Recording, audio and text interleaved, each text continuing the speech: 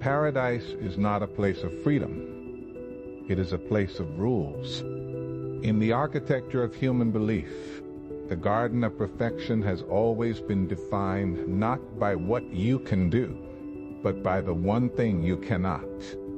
Do not eat the apple. Do not look back at Sodom. Do not open the box. In 1812, Jacob and Wilhelm Grimm published a collection that would define the moral subconscious of the Western world. But hidden among the famous tales of glass slippers and red hoods lies a darker, more theological narrative. It is catalogued as KHM3, Marienkind, Our Lady's Child.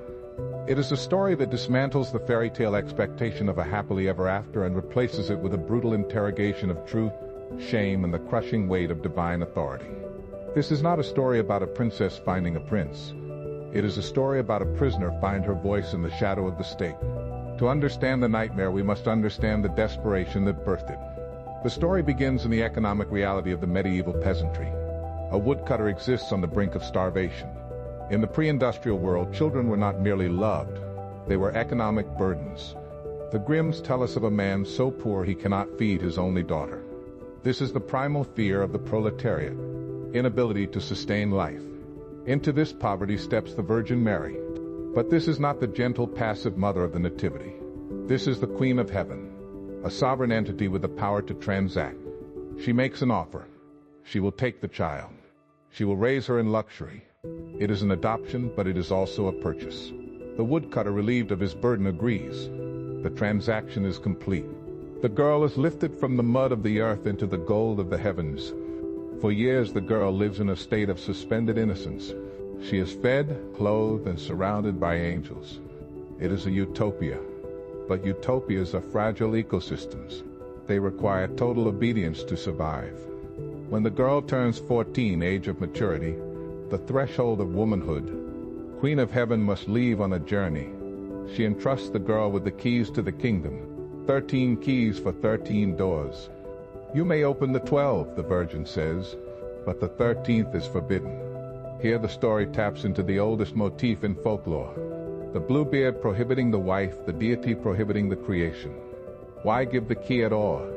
If the door is forbidden, why not withhold the means to open it? Because obedience without the option of disobedience is meaningless. Virtue is not an instinct, it is a choice.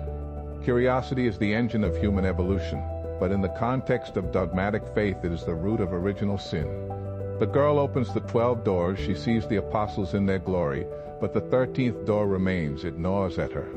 The angels beg her not to do it, but the prohibition itself makes the action inevitable. She opens the door. Inside she sees the Trinity, fire and light and splendor. She touches the light. Her finger turns to gold. She slams the door, her heart hammering against her ribs. She tries to wash the finger. She scrubs it. But the gold is permanent. It is the mark of Cain reimagined. It is the physical manifestation of a spiritual transgression. You cannot wash away what you have done. Now begins the interrogation. The Queen of Heaven asks, "Did you open the 13th door?" The girl looks at her protector, her mother figure, her God, and says, "No." This is the crux of the tale. It is not the opening of the door that destroys her. It is the denial. The Virgin asks a second time. The girl lies again. A third time. The girl lies again. The tragedy of Our Lady's Child is the tragedy of shame.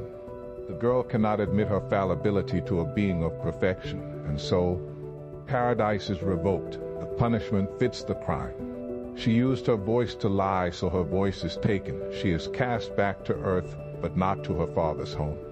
She is cast into the wild. She lives in a hollow tree, her clothes rotting off her body, her golden finger, the symbol of her stolen knowledge, hidden from sight. She has returned to the state of nature, stripped of civilization. History and folklore often use the mute bride trope. The king finds her. Captivated by her beauty and her silence, he marries her. Silence in the patriarchal structure of the time was often conflated with virtue. She becomes a queen. She has everything the woodcutter wanted for her: wealth, status, security. But she carries the debt of her past. Years pass. The queen gives birth to a son. That night, the Virgin Mary appears in the royal bedchamber. The offer is simple. Confess that you opened the door, and I will give you your voice back. Deny it, and I will take your child. Mary takes the baby. In the morning, the cradle is empty. The court whispers. They whisper of wolves. They whisper of the strange, silent queen who came from the woods. They whisper that she is an ogress, a cannibal. The psychological mechanism here is devastating. The queen is now trapped in a sunk cost fallacy of the soul. To confess now would be to admit that her pride cost her the first child. So she doubles down. She protects her ego at the expense of her lineage. The kingdom turns against her. They see a monster who eats her own young. The king, blinded by love, restrains the mob until the third child. When the third child vanishes, the king can no longer hold back the tide of law. The queen is put on trial. She cannot defend herself. Literally, she has no voice. But even if she could, what defense is there? The evidence of her crime is the absence of the children. She is condemned to burn. This creates one of the most vivid tableaus in the Grimm canon. The mute woman, bound, surrounded by flames. The fire begins to lick at her garments. The heat rises. In the face of imminent death, the rigid armor of her pride finally melts. She does not scream for mercy, she screams for truth. Yes, she cries out in her heart, and then aloud, I did it. I opened the door.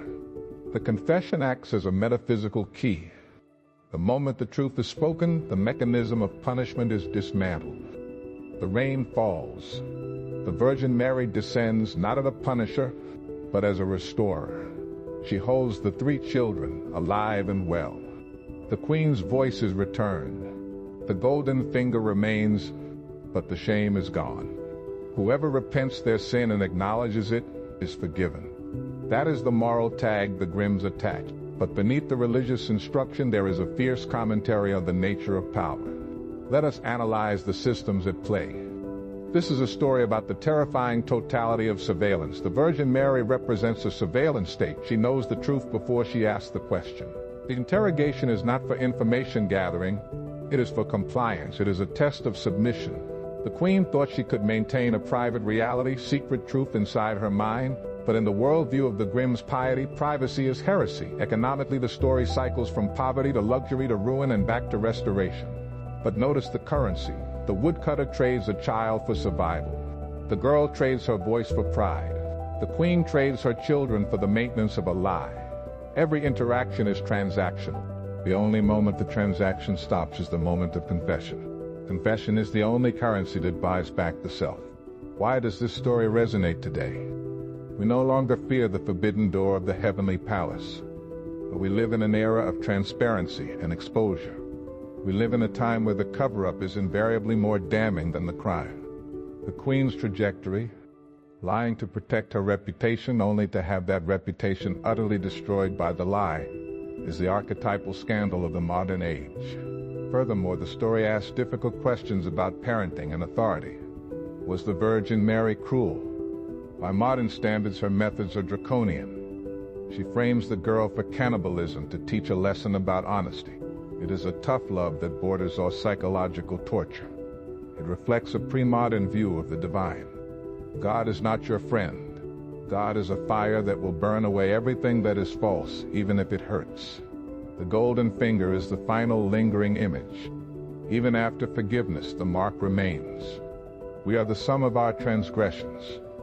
We can be forgiven, we can be redeemed, but we are changed. We cannot go back to the innocence of the woodcutter's hut. We carry the gold on our skin. The brothers Grimm collected these tales as the Holy Roman Empire collapsed and a new German identity was forming. They sought the poetry of the people. In Our Lady's Child, they found a poem of terrifying beauty. It tells us that the hardest door to open is not the one forbidden by God, but the one that leads to our own vulnerability. In the end, the rain that extinguishes the fire is not magic.